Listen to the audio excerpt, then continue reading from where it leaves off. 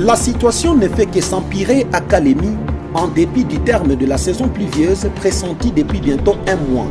Cette fois-ci, ce sont des tempêtes qui alimentent des grandes vagues qui s'abattent de toute force sur le littoral.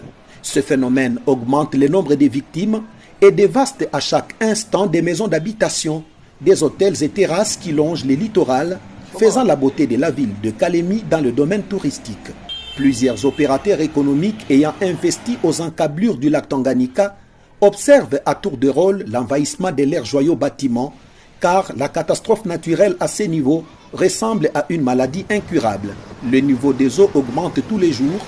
La rivière Lukuga, qui est l'unique exutoire qui fait respirer le lac, est incapable de contenir la capacité d'eau que libère le lac Tanganyika, ce qui occasionne un autre débordement de la rivière Lukuga, faisant d'autres victimes. Les 3 communes de la ville de Kalemi se voient naturellement coupées par les eaux.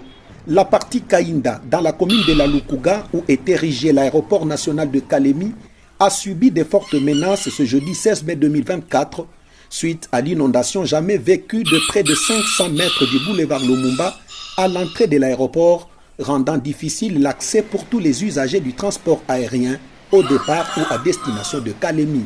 À ce jour, selon les statistiques de la division provinciale des actions humanitaires, plus de 7000 ménages dans la ville de Kalemi, hormis les infrastructures de base, restent sans abri. Le bilan est pareil dans le reste de territoire, en l'occurrence Moba, Kongolo, Kabalo, Manono et Nyunzu, dont la compilation générale fait état de 47 059 ménages sinistrés sur l'ensemble de la province. Le gouvernement de la République, également avec ses partenaires, mais également des institutions internationales, ont intérêt à jeter un regard particulier sur la situation qui prévaut actuellement dans la province du Tanganyika, étant donné que la vie de l'humanité est en danger. Les sinistrés deviennent multiples et souffrent. Et donc, toutes ces populations plaident au gouvernement de la République afin d'essayer de stopper cette hémorragie de l'avancée des eaux du lac Tanganyika qui menace la ville de Kalemi.